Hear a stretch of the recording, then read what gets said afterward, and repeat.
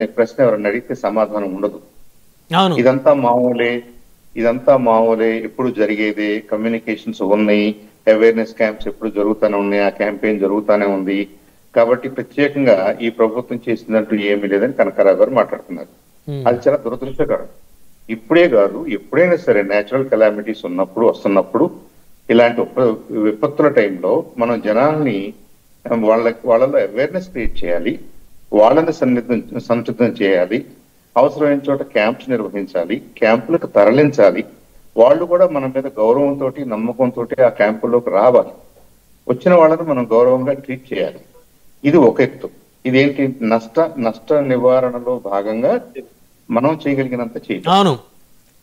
Definite గా ప్రభుత్వం నేనైతే 100% మార్క్స్ ఇస్తాను.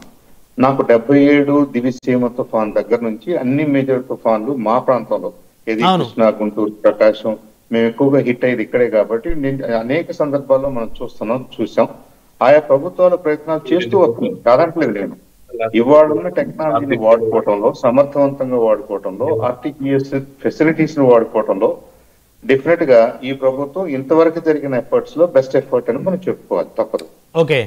నంబర్ టూ నష్ట నివారణ జరిగినప్పుడు, అంటే పంటలు కానీ, చెట్లు కానీ, కొబ్బరి చెట్లు కానీ ఏదైనా పడిపోయినప్పుడు, కొన్ని చోట్ల ఇప్పుడంతా కూడా పక్కా గృహాల్లోకి వచ్చాం కాబట్టి మన ఆవాసాల్లో పూరి ఇళ్ళు అనే నంబర్ చాలా తగ్గిపోయింది గ్రామాల్లో. అయినప్పటికీ అక్కడక్కడ ఉన్నాయి, వాటికి నష్టం జరిగి ఉంటుంది, పడిపోయి ఉంటుంది. దాని సంగతి కూడా మనం మాట్లాడాలి. పంటల నష్టాన్ని అంచనా వేయాలి, వాళ్ళకి నష్టపరిహారం ఇవ్వాలి. ఇవన్నీ కూడా ఆ రోజుకు జరిగే కార్యక్రమం ఏం కాదు. ఇట్ మే టేక్ ఒక 1 వీక్ పట్టొచ్చు, 2 వీక్స్ పట్టొచ్చు. ఎన్యూమరేషన్ జరగాలి, ఒక అంచనాకు రావాలి. కేంద్ర ప్రభుత్వం ఏమైనా సహాయం చేస్తుందేమో చూడాలి, మనం ఏమైనా సహాయం చేయగలమేమో చూడాలి. ఇదంతా అయిన తర్వాత కనకారావు గారి ఆందోళన ఒక అర్థం ఉంటుంది. ఇవాళ మనం 2 రోజులు 3 రోజులు అవుతుంది, మనం ప్రాణ నష్టం జరగకుండా చూడగలిగాం. అందరినీ క్యాంప్స్ లోకి తీసుకొచ్చి ఎవరికైతే అవసరం వాళ్ళ మద్దతుతోటి, ప్రభుత్వ యంత్రాంగం మద్దతుతోటి, ఉన్న టెక్నాలజీ మద్దతుతోటి ఈ నాయకులు, ఈ కూటమి నాయకులందరూ కూడా సమర్థవంతంగా ఈ గండంలో నుంచి ప్రజానీకాన్ని బయటకు తీసుకురాగలిగారనేది మాత్రం నిర్వివాదాంశం. దాని గురించి చర్చించకూడదు. ఇంకా ఎమ్మెల్యేలు, తెలుగుదేశం, జనసేన ఎమ్మెల్యేలు అందరూ కూడా ఎక్కడెక్కడైతే ఈ తుఫాన్ ఎఫెక్టెడ్ ఏరియాస్ సంబంధించి ఉన్నాయో ఆ చుట్టుపక్కల ప్రాంతాలకు సంబంధించిన ఎమ్మెల్యేలు, మంత్రులు అందరూ కూడా గ్రౌండ్ లో దిగి మరీ పనిచేశారు. అది ఖచ్చితంగా ఒప్పుకోవాల్సినటువంటి అంశం. ఐ థింక్ నాయకులే కాదండి, ముఖ్యమంత్రి గారి దగ్గర నుంచి ఒక గ్రామ స్థాయిలో, ఒక వార్డు స్థాయిలో పనిచేసే కార్యకర్తలు కూడా అదే స్పిరిట్ ప్రదర్శించారు. ఇది మనందరం కలిసి చేయాల్సిన పని. ఇది మనం ఎప్పటికప్పుడు సమాచారాన్ని అధికారులకు అందించాలి.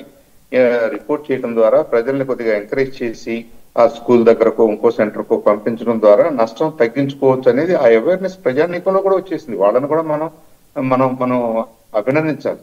ఎందుకంటే గతంలో ఇలాంటి వార్నింగ్స్ ఏమైనా ఇచ్చినప్పుడు, ఇలాంటి సమాచారం ఇచ్చినప్పుడు వాళ్ళు అదేదో ఊర్లో జరుగుతులే, మా దాకా రాదులే, మేము వెళ్లాల్సిన అవసరం లేదులే, ఆ క్యాంప్ లో పరిస్థితులు బాగుండవులే, మంచినీళ్లు ఉండవు, ఇంకేదన్నా ఉండదు, ఏమీ ఉండదు, కాబట్టి మనం అక్కడికి వెళ్ళి ఇబ్బంది పడే కంటే మన ఇంట్లోనే మనం రిస్క్ తీసుకోవాలి, ఉండొచ్చు, ఏమీ కాదు అనే ఒక ధైర్యంతో, మొండితనంతో ఉండేవాళ్ళు. అది కరెక్ట్ కాదు అని వాళ్ళ ప్రజల్లో చైతన్యం వచ్చింది. వాళ్ళ చైతన్యానికి కూడా మనం నిజంగా వాళ్ళని అభినందించాలి. ఇదంతా జరుగుతూ ఉండగా కనకారావు గారి ప్రతి మాటలో కూడా రెండో అంశం కనిపిస్తుంది. దీనికి చంద్రబాబు గారు ఏదో క్రెడిట్ తీసుకుంటున్నాడు, లేదంటే కూటమి నాయకులు క్రెడిట్ తీసుకుంటున్నారు, పబ్లిసిటీ చేసుకుంటున్నారు, ఫోటోలు కనపడుతున్నాయి అనేది మాట్లాడుతున్నాడు ఆయన. ఇప్పుడు బ్రహ్మనాయుడు గారు, ఈ ప్యానెల్లో ఉన్న పెద్దలు ఎవరైనా సరే మనం మాట్లాడితే మన రీచ్ ఎంత ఉంటుంది, ఒక 100 మందికో 200 మందికో, ఒక గ్రామానికో 2 గ్రామాలకో మనం మాట్లాడగలుగుతాం. అదే ఒక ముఖ్యమంత్రి మాట్లాడితే, బయటకు వచ్చి మాట్లాడితే రాష్ట్రం అంతా గమనిస్తుంది, రాష్ట్రం అంతా చూస్తుంటది. ఆయన ఏం మాట్లాడాడో దాన్ని క్యూగా తీసుకుని మిగతా యంత్రాంగం గాని, రాజకీయ నాయకులు గాని, కార్యకర్తలు గాని పనిచేయడానికి అవకాశం ఉంటుంది, ఎక్కువ మంది మోటివేట్ అవుతారు. కాబట్టి ఇవాళ ఆర్టీజీఎస్ సెంటర్ లో సీఎం గారు, అలాగే ఉప ముఖ్యమంత్రి పవన్ కళ్యాణ్ గారు, లోకేష్ బాబు, వాళ్ళకు తోడుగా మంత్రులందరూ, సీనియర్ ఆఫీసర్స్ అందరూ అలా కూర్చుని ఒక కన్సర్టెడ్ ఎఫర్ట్ పెడుతున్నారు. Things will be all right, అనే కాన్ఫిడెన్స్ ని ప్రజల్లో క్రియేట్ చేయడం కూడా అన్నిటికంటే పెద్ద విజయం అని నేను అనుకుంటున్నాను. అంటే ఇక్కడ ఇంకొక అంశం ఏంటంటే సాంబశివరావు గారు, అంటే ఇప్పుడు పబ్లిసిటీ అని మాట్లాడే వాళ్ళకి పబ్లిసిటీ చేస్తేనే కదా తుఫాన్ వస్తుంది, రేపు వస్తుందంట, ఈ ప్రాంతాలన్నీ కూడా ఖచ్చితంగా ఎఫెక్ట్ అవుతాయంట, ఇల్లు కూలిపోతాయి, చెట్లు కూలిపోతాయి, సో కాబట్టి ఇక్కడి నుంచి మనం సురక్షిత ప్రాంతానికి వెళ్ళాలి అని చెప్పేసి తెలియాలి అంటే ప్రజలకి ఖచ్చితంగా పబ్లిసిటీ చేస్తేనే కదా తెలిసేది. ఎగ్జాక్ట్లీ, అది క్యాంపెయిన్. నేను ఎందుకంటున్నానంటే అవేర్నెస్ క్యాంపెయినింగ్ అని ఎందుకంటున్నానంటే, పబ్లిసిటీ అంటే ఏదో నెగిటివ్ గా ఆలోచిస్తున్నారేమో. ఇక్కడ నెగిటివ్ గా మనం చూడాల్సింది, 1-10 మంది మాట్లాడితే, ఉన్నత స్థాయిలో ఉన్న వాళ్ళు మాట్లాడితే, ఇంక్లూడింగ్ జగన్మోహన్ రెడ్డి గారు కూడా మాట్లాడుంటే, ఈ మొంతా తుఫాన్ ముందు 2-3 రోజుల ముందు నుంచి ఇలా జరగబోతుందంట, మన కార్యకర్తలు అలర్ట్ గా ఉండండి, మీ గ్రామాల్లో మిగతా వాళ్ళకి సహాయపడండి, ప్రభుత్వ సూచనలు పాటించేలాగా చూడండి, ప్రభుత్వానికి సహకరించండి, ఇవి మాట్లాడాలి. ఇవి జగన్మోహన్ రెడ్డి గారు మాట్లాడుంటే మనం ఆయన కూడా అభినందిస్తాం. అది మాట్లాడకపోగా ఏమి జరగలేదు కదా, ఇది ఎప్పుడు జరిగేదే కదా అని అంటే, ఎనీ టైం ఇప్పుడు లా అండ్ ఆర్డర్ విషయంలో కానివ్వండి, విపత్తుల విషయంలో కానివ్వండి, ఏదైనా జరిగితే మనం అందరం గందరగోళం చేస్తాం, ఏదైనా జరిగినప్పుడు మనం ప్రొటెస్ట్ చేస్తాం. ఏమి జరగలేదు అనుకోండి, వాళ్ళ గొప్పతనాన్ని మనం అభినందించాం. ఏమి అనుకోని అవాంఛనీయ సంఘటనలు జరగకపోవడానికి కారణం వాళ్ళు అప్రమత్తంగా ఉండటం, వాళ్ళు ఎక్కువ పని చేయగలగటం. అది విపత్తుల విషయంలో కానివ్వండి, లా అండ్ ఆర్డర్ విషయంలో కానివ్వండి. ఇవాళ మనకి ఏ నష్టం జరగకుండా, పంటల్ని మనం పొలాల్లో ఉన్న పంటల్ని కాపాడలేం, కానీ వాటర్ మేనేజ్మెంట్ ద్వారా తొందరగా నీళ్లు బయటికి వెళ్ళేదాకా ఆ వరి నష్టపడకుండా, ఆ వరికి కూడా ఏదైనా పడితే, ఎక్కడైనా నీళ్ళలో పడితే ఉప్పు నీళ్లు జల్లి పిచికారీ చేసుకోండి అని చెప్పేసి ఆ మెసేజెస్ కూడా ఆర్టీజీఎస్ ద్వారా వీళ్ళు ఎప్పటికప్పుడు అందించారు. కాబట్టి టెక్నాలజీ పెరుగుతుంది, టెక్నాలజీ యూసేజ్ పెరుగుతుంది, దాన్ని వాడుకోవాల్సిన అవసరం ప్రభుత్వానికి ఉంది. అది వాడి చూపిస్తే ఎలా ఉంటుందో ఈ ఎన్డీఏ ప్రభుత్వం డెఫినెట్ గా చంద్రబాబు నాయుడు గారి నాయకత్వంలో, ఉప ముఖ్యమంత్రి గారి నాయకత్వంలో నాయకులు, కార్యకర్తలు అందరూ చేసి చూపించారు. వాళ్ళందరినీ అభినందిస్తూ, సహకరించిన ప్రజలను కూడా అభినందిస్తూ, నష్ట నివారణ జరిగింది, బాగా జరిగింది.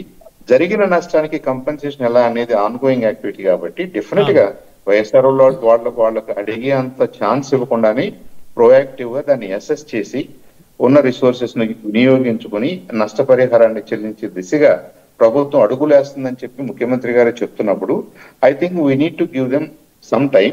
1 వారమో 2 వారాలు ఉండాలి, ఈ లోపు ఎన్యూమరేషన్ జరగాలి.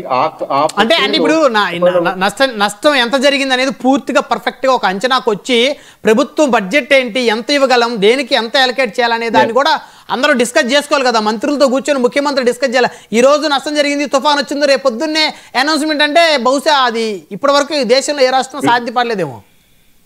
వీలు కాదు. అవును రైట్. మళ్ళీ మాట్లాడదాం సార్, వన్ బై మాట్లాడదాం సార్. మనతో అనలిస్ట్ పురుషోత్తమ్ రెడ్డి గారు వారితో కూడా మాట్లాడదాం. పురుషోత్తమ్ రెడ్డి గారు నమస్తే అండి. నమస్తే బ్రహ్మనాయుడు గారు. సో ముందు ఈ తుఫాను సంబంధించి ప్రాణ నష్టాన్ని నివారించడంలో కూటమి ప్రభుత్వం ఏ మేరకు పాత్ర పోషించింది, మీరు ఎన్ని మార్కులు వేస్తారు అనేటువంటి ఆ అంశాన్ని మీరు ముందుగా స్టార్ట్ చేయాలి పురుషోత్తమ్ రెడ్డి గారు, మీ అభిప్రాయంతో. బ్రహ్మనాయుడు గారు అందరికీ నమస్కారం. 2-3 అంశాలు ఉంటాయి తుఫాన్ రిలేటెడ్ గా, మొన్న కూడా మనం డిస్కస్ చేసుకున్నాం. అవును, ఫస్ట్ తుఫాన్ వచ్చే ముందు ప్రజల్ని అప్రమత్తం చేసి ప్రాణ నష్టం అంటే జంతువులకు కానీ, పశువులకు కానీ, మనుషులకు కానీ ఎలాంటి ప్రాణ నష్టం చూసుకోవడం ఫస్ట్ ప్రయారిటీ ప్రభుత్వాన్ని, ఏ ప్రభుత్వం ఉన్నా. ఆ విషయంలో ఈ ప్రభుత్వం కంటిన్యూ ప్రాసెస్ లో బాగా చేసింది. 2 రోజుల ముందు నుంచే అలర్ట్ కావడం, హెచ్చరికలు చేయడం, కొన్ని సందర్భాల్లో అతి జాగ్రత్తలు తీసుకున్నారని విమర్శ ఉన్నది మంచిదే. నేషనల్ హైవేస్ లో భారీ వెహికల్స్ పంపించకుండా ఆపేయడం, 2 రోజులు సెలవులు ఇచ్చేయడం, పొరపాటున సెలవు లేకుండా స్కూల్కి పోయారనుకోండి, మళ్ళీ వరదలు వస్తే మళ్ళీ మధ్యలో ఆపలేం. ఒకరోజు స్కూల్ ఎగ్గొట్టినా పోయిందేం లేదు, కానీ ప్రాణం ముఖ్యమని భావించి ప్రభుత్వం హైయెస్ట్ అలర్ట్ తీసుకోవడం ద్వారా మంచి ప్రయత్నం చేసింది. కానీ ప్రాణ నష్టం జంతువులకు కావచ్చు, పశువులకు కావచ్చు, మనుషుల విషయంలో జాగ్రత్తలు ఉపయోగపడింది. ఇందుకు ప్రభుత్వాన్ని ఖచ్చితంగా అభినందించాలి. At the same time Jaganmohan Reddy garu కూడా వీడియో కాన్ఫరెన్స్ చర్చిస్తున్నారు. నాకు తెలిసి తుఫాను హెచ్చరిక వచ్చిన మరుసటి రోజే జగన్మోహన్ రెడ్డి గారు ఎక్స్ లో స్పందించాడు. 2 రకాల స్పందనలు. వాళ్ళది 28వ తేదీ ఈ మెడికల్ కాలేజీల పైన ఆందోళన ఉంది, 28. దానికి 2 రోజుల ముందే ఈయన ఇచ్చింది, దాన్ని వాయిదా చేస్తున్నాం తుఫాను కారణంగా, పార్టీ కార్యకర్తలందరూ ఈ పనిలో ఉండని చెప్పినాడు. అది ఎక్స్పోజ్ కాల, ప్రధానంగా వీడియో కాన్ఫరెన్స్ ఎక్స్పోజ్ అయింది. ఏదైనప్పటికీ ప్రభుత్వ చర్యలు సానుకూల నిర్ణయాన్ని అందుకు ప్రభుత్వాన్ని అభినందించాలి. రెండోది కీలకం అని నేను భావిస్తున్నాను. రెండోది కీలకం అంటే రైతుల బాధ వర్ణనాతీతం. జగన్మోహన్ రెడ్డి గారు ప్రధానంగా టచ్ చేస్తున్నాడు. ఎందుకు సమస్య వస్తా ఉంది? ప్రధానంగా ఆంధ్రప్రదేశ్లో జగన్మోహన్ రెడ్డి గారి ప్రస్తావన ఏంటంటే, మేము అధికారంలో ఉన్నప్పుడు 54.55 లక్షల మందికి ప్రభుత్వం ఇన్సూరెన్స్ కట్టింది. ప్రభుత్వం ఒకసారి ఇన్సూరెన్స్ కట్టేసిన తర్వాత ఇంకెవరి దయాదక్షిణలో అవసరం లేదు. ప్రభుత్వం కట్టొచ్చు, నేను కట్టొచ్చు, మీరు కట్టొచ్చు. ఇన్సూరెన్స్ రికార్డ్ అయిపోతే ఇంకా విచారణ ఏమీ లేదు. అంటే ఆటోమేటిక్ గా మనకు ఇన్సూరెన్స్ వస్తుంది, మంచి అమౌంట్ వస్తుంది.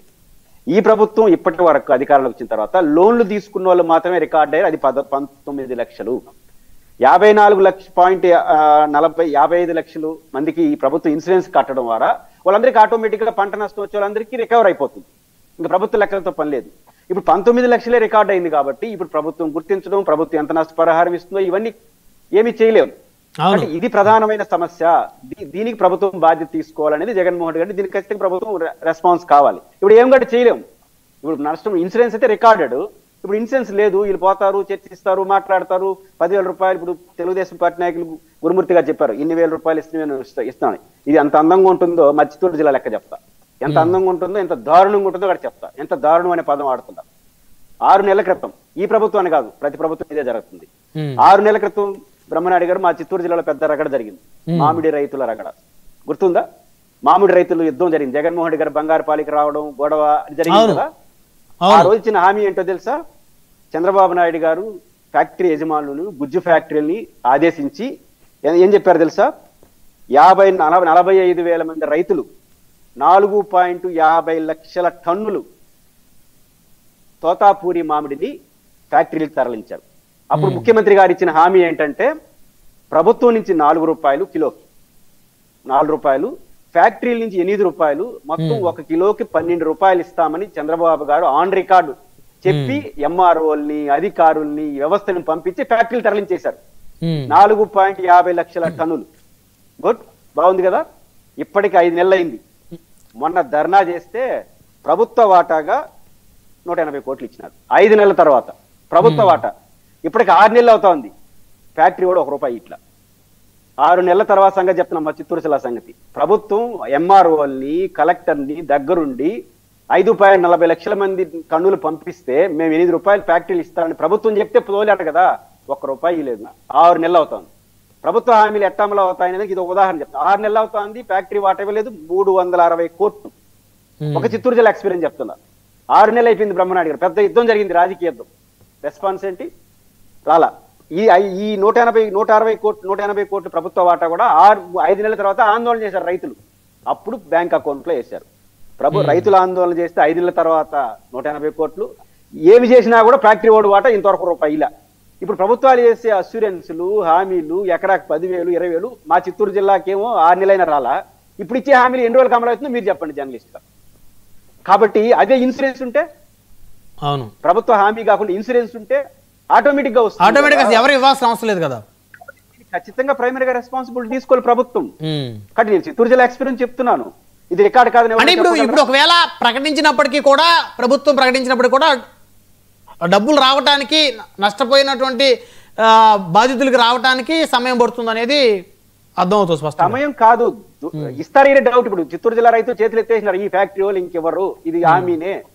300 ఇంక రాదని నిమ్మకం వచ్చేసి ఏడ్చుకుంటున్నారు రైతులు. 45,000 మంది రైతులు ఒక చిత్తూరు జిల్లాలో, 45,000 మంది రైతులు. 6 నెలలైనా ఇవ్వలేదు రూపాయి ఫ్యాక్టరీ వాడు. ప్రభుత్వం ముఖ్యమంత్రి ఆదేశించి ఎంఆర్ఓ వాళ్ళు పంపిస్తే ఫ్యాక్టరీలు అన్నారు. ఇప్పుడు ఈ ప్రభుత్వమే మీ 10,000 ఇస్తాం ఎకరాకి అని చెప్పే మాట అమలు అవుతుందా? ఇది అమలయ్యే లోపల ఇంకో వరద వస్తుంది. ప్రకృతి వైపరీత్యాలు రెగ్యులర్ గా వస్తాయి. ఇది ప్రాథమిక సమస్య. కాబట్టి ఇది విషాదం. ఇప్పుడైనా ప్రభుత్వాలు మేలుకొని ఇట్లాంటి విషయాల్లో దయాదాక్షిణాలతో కాకుండా ఒక చట్టబద్ధమైన, హక్కుగా ఓడుకునే ఏర్పాటు రైతుకు చేయకపోతే ప్రతి వరదలో నష్టపోయేది రైతే. ఇప్పుడు అర్బన్, మేము తిరుపతిలో ఉంటాను, తిరుపతి వాళ్ళకి అన్నం పెట్టారు, రిహాబిలిటేషన్ చేశారు. ఆ ఇల్లు పోతే మున్సిపాలిటీ వాళ్ళు ఇల్లు కట్టిస్తారు. అర్బన్ ఏరియాకి ఏం జరగదండి, నష్టం జరుగుతుంది, రికవరీ జరుగుతుంది, నోరు మీడియా ఉంటుంది. గ్రామీణ వాతావరణంలో రైతు బలైపోతున్నాడు. ప్రతిసారి వరదలు బలైపోతుంది రైతు. వాళ్ళు ఎవరికి చెప్పుకోలేరు. అక్కడ వారికి జరుగుతున్నటువంటి అన్యాయం ప్రభుత్వాల దృష్టికి రావాలన్నా కొంత సమయం పడుతుంది, అధికారుల దృష్టికి రావాలన్నా కొంత సమయం పడుతుంది. వచ్చింది ఇట్లా అవుతుంది, చిత్తూరు జిల్లా అవుతుంది. రావడం ఒక సమస్య. అంటే ఇప్పుడు ఏదైతే ఈ మొంతా తుఫాను సంబంధించి నష్టపోయినటువంటి రైతులకి నష్టపరిహారం అందిస్తామని చెప్పేసి ప్రభుత్వం చెప్తుంది. దాని మీద మీకు నమ్మకం లేదు సార్? ప్రభుత్వాన్ని నమ్మాలి, ప్రభుత్వాన్ని నమ్ముతాము, డిమాండ్ చేస్తాం. బట్ మా జిల్లా ఎక్స్పీరియన్స్ తో నేను అందరికి ఇస్తారని నమ్మకం నాకు లేదు. ఎందుకు లేదంటే మా జిల్లాకి ఇంతవరకు బాకీ ఉండాలి. 6 నెలల నుంచి 360 కోట్లు ఇవ్వాల, 10,000 కోట్లు ఎప్పుడు ఇస్తారు? ఇది మళ్ళీ ప్రశ్న. అందువల్ల ప్రభుత్వం ఏం నేర్చుకోవాలి? ఇన్సూరెన్స్ అన్నది ఇమీడియట్ గా చేయగలిగితే ప్రతి రైతుకి ఈ ఇబ్బందులు లేవు కదా. ప్రభుత్వానికి ప్రభుత్వ ఖర్చు తగ్గుతుంది, ఇన్సూరెన్స్ కంపెనీలు వేసుకుంటే రైతుకు భరోసా వస్తుంది. ప్రతిసారి బలైతున్న రాస్తే మళ్ళీ బలైపోతాడేమో. ఖచ్చితంగా జగన్మోహన్ రెడ్డి గారు రేపు ఆ పాయింట్ పట్టుకుని ఇదుల్లోకి వెళ్తాడు. ఈ మరణాలు వాటి వారం సమస్య, రేపు నుంచి ఈ సమస్య స్టార్ట్ అవుతుంది. ఎంత చేస్తారనేది ఇక మౌలికమైన ప్రశ్న. ఇది ప్రాథమిక సమస్య, ప్రభుత్వాలు పాలకులు ఆలోచించాలి. రైట్. మరొక కీలకమైన అంశం కూడా చర్చిద్దాం ఇది డిబేట్ లో. జోగి రమేష్ గారి ఎపిసోడ్కి సంబంధించి చిలికి గాలివాన్గా మారుతుంది. ఆయన కొద్దిసేపటి క్రితం ఆయన మాట్లాడారు. బాధ్యత కలిగిన ప్రతిపక్ష నాయకుడిగా ప్రభుత్వాన్ని ప్రశ్నించారు జోగి రమేష్, మాజీ మంత్రి, వైసీపీ నేత. ఇబ్రహీంపట్నంలో కల్తీ మద్యం ఫ్యాక్టరీని బాహ్య ప్రపంచానికి చూపించాను. కల్తీ మద్యం కేసులో సిబిఐ విచారణ చేయించాలని డిమాండ్ చేశా. లై డిటెక్టర్ పరీక్ష కూడా సిద్ధమని సవాల్ చేశాను. నార్కో అనాలసిస్ టెస్ట్ కూడా సిద్ధమే. కనకదుర్గమ్మ సాక్షిగా కుటుంబ సభ్యులతో కలిసి ప్రమాణం చేశాం. బాధ్యత గల ముఖ్యమంత్రి చట్టాన్ని వ్యవస్థల్ని చేతిలోకి తీసుకుంటారా? గన్నవరం ఎయిర్పోర్ట్లో జనార్దన్ రావుకు రెడ్ కార్పెట్తో స్వాగతం పలికారు. రిమాండ్లో ఉన్న జనార్దన్ రావు వీడియో ఎవరు విడుదల చేశారు? లోకేష్ చరిత్రహీనుడిగా మిగిలిపోతారు. రిమాండ్ రిపోర్ట్లో నా పేరు లేదు. నన్ను అరెస్ట్ చేసి రాక్షసానందం పొందాలని చూస్తున్నారు. నన్ను 2 నెలల జైల్లో పెట్టాలని కుట్ర చేస్తున్నారు. ఎన్ని ఇబ్బందులు పెట్టినా కూటమి సర్కారును ప్రశ్నిస్తూనే ఉంటా. మాజీ మంత్రి జోగి రమేష్. ఏంటి జోగి రమేష్ గారి ఎపిసోడ్ ఏంటండి? కొమ్మూరు కనకారావు గారు. సార్, జోగి రమేష్ గారు చెప్పిన దాంట్లో అక్షర సత్యం ఉంది. ఆయన దీని ఎంక్వైరీకి సిద్ధం అని చెప్పేసి ఆయన అయితే ఇక్కడ ఒక్కటండి, ఆయన మొన్న కనకదుర్గమ్మ సాక్షిగా కుటుంబ సభ్యుల దగ్గర ప్రమాణం చేశారు కాబట్టి అంటే ఆ ఎపిసోడ్ చూస్తే కోర్టుకి అయితే ఎమోషన్స్ కన్నా ఎవిడెన్స్ అయితే ఇంపార్టెంట్ అనేది మనం దాన్ని దృష్టిలో పెట్టుకొని ఈ చర్చలో మనం డిస్కస్ చేద్దాం.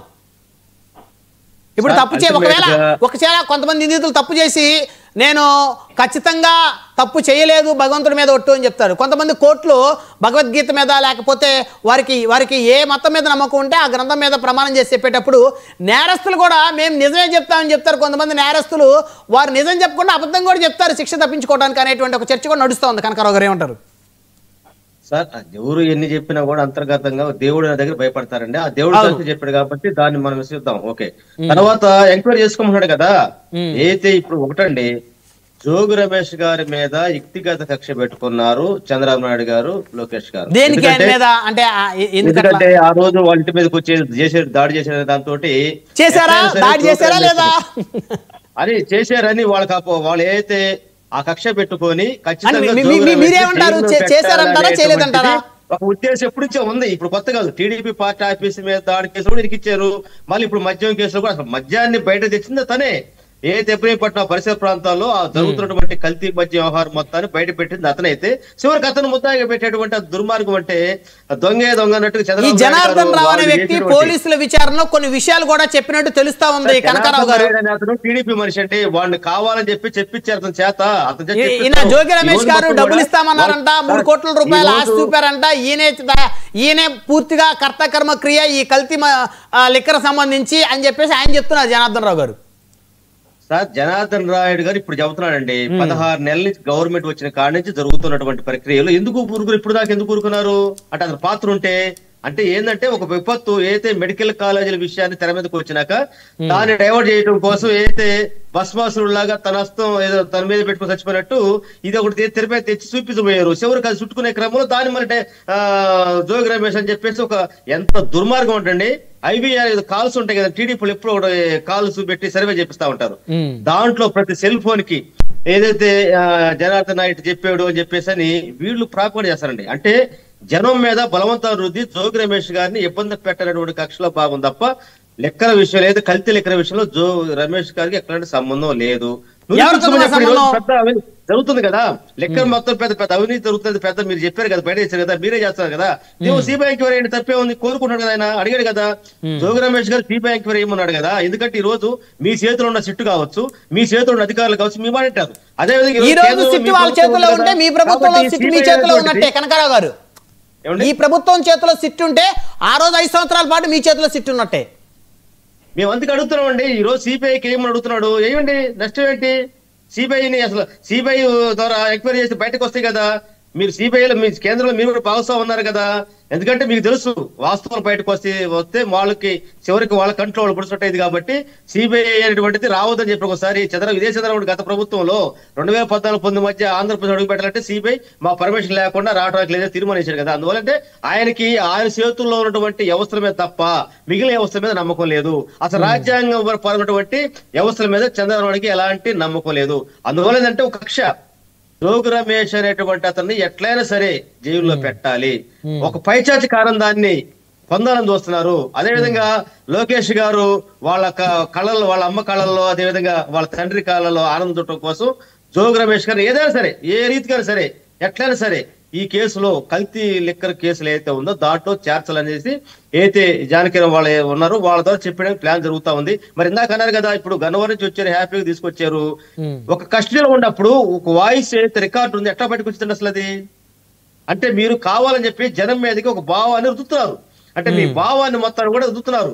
రుద్దే క్రమంలో వ్యవస్థలు మొత్తం వాడుకుంటున్నప్పుడు ఇక్కడ మాకు విశ్వసనీయ లేదు కాబట్టి సిబిఐ ఎంక్వైరీ సిద్ధపడ్డాను అన్నాడు. సిబిఐ ఎంక్వైరీ సిద్ధపడతాను నేను ఏమన్నాడు? చేయమని చెప్పండి. కేవలం ఏంటంటే వ్యక్తిగత కక్షలను పెట్టుకొని వ్యవస్థలు వాళ్ళ చేతులు ఉన్నాయి కాబట్టి ఆ వ్యక్తిగత కక్షలను తీర్చుకోవడం కోసం మాత్రమే జోగి రమేష్ గారిని కల్తీ మద్యం కేసులో ఇరికిచ్చి జైలు పాలు చేయాలనేటువంటి ఆనందాన్ని వాళ్ళు కోరుకుంటున్నారు. రైట్ రైట్ రైట్ గురుమూర్తి గారు, సో ఎప్పుడు అరెస్ట్ చేస్తున్నారు జోగి రమేష్ గారిని? రమణాయుడు గారు, ముందుగా ఇప్పుడు ఏదైతే ఈ కల్తీ మద్యం విషయంలో ఉందో ఆ కల్తీ మద్యం విషయంలో సిట్టేశారు. సిట్ తన పని తను చేసుకుంటా పోతా ఉంది. ఇది సిట్ అంటే గతంలో వీళ్ళు వేయలేదా? సిట్ వేయలేదా? గతంలో వీళ్ళ నాయకుడు సిబిఐ దర్యాప్తు కావాలన్నారు అలా బాబాయ్ గారి విషయంలో, మరి వివేకానంద రెడ్డి గారి హత్య విషయంలో. తర్వాత వచ్చినాక నాకు అవసరం లేదని చెప్పారు వీళ్ళు. అదే విధంగా మేము కూడా అనేక సందర్భాల్లో మేము కూడా సిబిఐ ఏమన్నాం అప్పుడు కూడా కొన్ని విషయాల్లో. దాంట్లో సిబిఐ ఎంక్వైరీలో ఉందండి, సిబిఐకి అప్పగించింది మా గవర్నమెంటే, జగన్ గారు అప్పచెప్పారు. ఏదండి వివేకానంద రెడ్డి గారు హత్య కేసు అనేది? కనకారావు గారు, వివేకానంద హత్య కేసు విషయమే సిబిఐ సిబిఐ ఇచ్చేది కదా గవర్నమెంట్, ఆ రోజు ఒప్పుకుంది కదా, జగన్ గారు ఇచ్చారు కదా. అవును అవును, ఆ తర్వాత జగన్మోహన్ రెడ్డి గారు వద్దని చెప్పారు కదండి. కాదు, సునీత గారు సిబిఐకి ఇవ్వమని సునీత గారు ఎంతో ఫైట్ చేస్తే కదా సార్ సిబిఐకి ఇచ్చింది కేసు.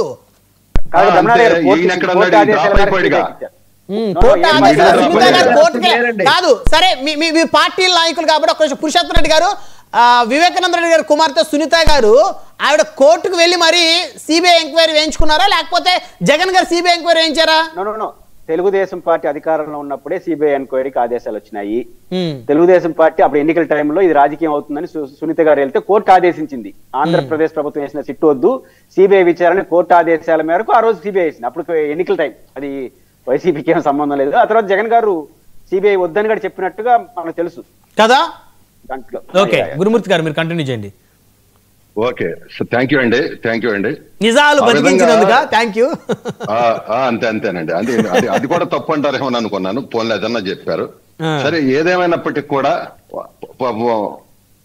ఒక విషయం కనకారావు గారు చెప్పారు. ఎందుకంటే చంద్రబాబు నాయుడు గారి ఇంటి మీద దాడి చేశారు, అదేవిధంగా తెలుగుదేశం పార్టీ కార్యాలయం మీద దాడి చేశామనేది అయితే ఒప్పుకున్నారు. ఎందుకంటే బహుశా భారతదేశ చరిత్రలో మొట్టమొదటిసారిగా జగన్మోహన్ రెడ్డి గారి నాయకత్వంలో, ఎందుకంటే ఆయన ఎప్పుడు కూడా ప్రతిపక్షం ఉండకూడదు. ఆయన ఫీలింగ్ ఏంటంటే ఇంటి దగ్గరికి వెళ్ళిన దాన్ని దృష్టిలో పెట్టుకొని ఆ కక్షని, అంటే మా ఇంటికి వస్తారనే దాంతో కక్ష పెట్టుకొని చేశారని చెప్పారండి. తెలుగుదేశం పార్టీ మీద దాడి చేశారని ఒప్పుకోలేదులేండి గురుమూర్తి గారు, ఒప్పుకోలేదులే. నేను అడిగానండి, ఒప్పుకున్నారంటే ఆ ఉద్దేశంతో ఉన్నారు వాళ్ళు, ఆయన మీద ఆయన చేశాడని చెప్పేసి, కాబట్టి ఆయన నిరికించాలని చెప్పేసి వాళ్ళు ఆ విధంగా చేస్తున్నప్పటికీ ఇప్పుడు తెలుగుదేశం పార్టీ కార్యాలయం మీద వరుస దాడులు చేశారు, కేంద్ర కార్యాలయం మీద చేశారు, చంద్రబాబు నాయుడు గారి ఇంటి మీదకి చేశారు.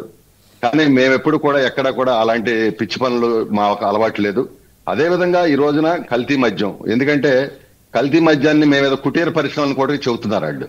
నిజంగా చెప్పాలంటే నేను ఒకటే అడుగుతున్నా సూటి ప్రశ్న, 5 సంవత్సరాల్లో బోర్డర్ మొత్తం చుట్టూత ఆంధ్రప్రదేశ్ చుట్టూత పోలీసులను పెట్టి ఒక్క బాటిల్ కూడా మద్యం లోనకు రావటానికి వీల్లేదని తెస్తే అనేక కేసులు కట్టి అనేక బళ్ళను సీజ్ చేసింది వీళ్ళు కాదా? ఎప్పుడైనా ఉందా? ఈ రోజు లేదు. అది ఈరోజు తీసాం, ఏమైంది? ఇవాళ బ్రహ్మాండమైనటువంటి ఏది కావాలంటే ఏ బ్రాండ్ అయినా తెచ్చుకోమన్నాం. ఆ రోజు వాళ్ళు కేవలం కుటీర పరిశ్రమ లాగా వాళ్ళకి కావాల్సినటువంటి కొన్ని బ్రాండ్లే పెట్టి ఆ రోజు ఆ కల్తీ మద్యం అమ్మటం వల్ల వేల మంది చనిపోయారండి. పక్షవాతం, కిడ్నీలు, లివర్లు ఇవన్నీ కూడా పాడైపోయాయి. కాబట్టి ఒకటే జంగారెడ్డి కేంద్రంగా అన్నారు. ఈ రోజు మీ గవర్నమెంట్ లెక్కలు తీయండి, మొత్తం తీయండి, మెడికల్ రిపోర్ట్లు తీయండి, ఒక్కడే చూపించారు ఇప్పటికైనా మీరు. ఎందుకంటే ఎలక్షన్ కోసం వాడుకున్నారు, ఉంది ఎలక్షన్ కోసం వాడుకున్నారు.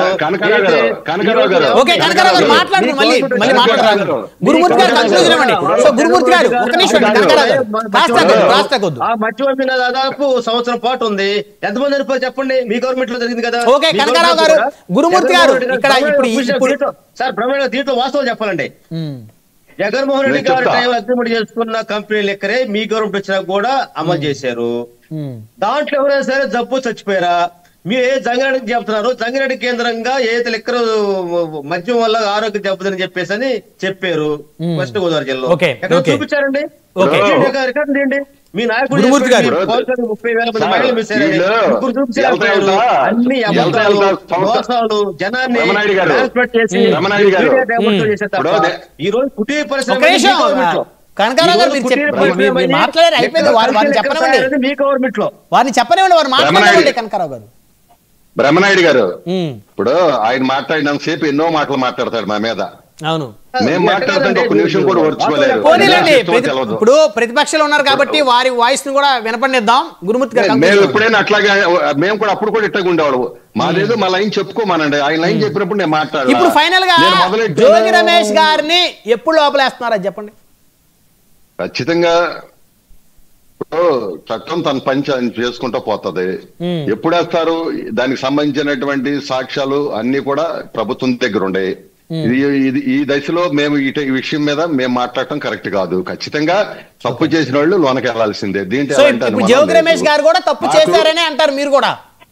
ఖచ్చితంగా వ్యక్తిగతంగా మాకు ఎవరి మీద కూడా ద్వేషం లేదు. మాకు వ్యక్తిగతంగా ఎవరి మీద కూడా ద్వేషాలు లేవు.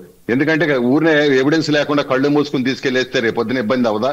కాబట్టి మాకు అలాంటి ఎవరి మీద కూడా కక్షలు కార్యపడినాలు లేవు. ఇంకోటి కూడా కావాలంటే చూసుకోండి. 5 సంవత్సరాల పాటు మేము ఎక్కడ కూడా అలా చేయాలి.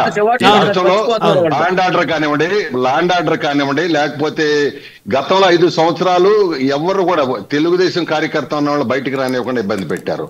అదే విధంగా పోలీస్ స్టేషన్ లో ఇబ్బంది పెట్టారు. అనేక మంది వేల మందిని జైల్లో వేశారు, అక్రమ కేసులు కట్టారు. కానీ ఈ రోజు అది లేదు. ఎందుకంటే ఈ రోజు కింద స్థాయిలో చక్కగా హ్యాపీగా ఉన్నారు. అభివృద్ధి చేస్తా ఉన్నాం. వైసీపీ లాగా ఏకపక్షంగా మేము చేయలేదు.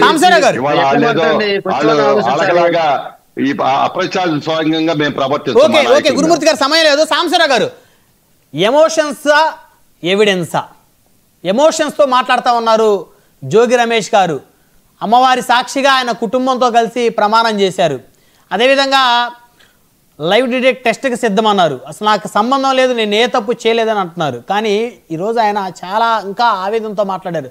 నా మీద కక్షపూరితంగా వ్యవహరిస్తున్నారు, కుట్ర చేస్తున్నారు, 2 నెలలు మినిమం నన్ను జైల్లో ఉంచాలని చెప్పేసి కుట్ర పన్నారని. ఏంటి సాంబశివరావు గారు, అంటే కుట్రతోటి ఒక మాజీ మంత్రిని జైల్లో పెట్టబోతుందా మీ ప్రభుత్వం? సార్ బ్రహ్మనాయుడు గారు, ఇక్కడ మంచి క్వశ్చన్ అడిగారు మీరు.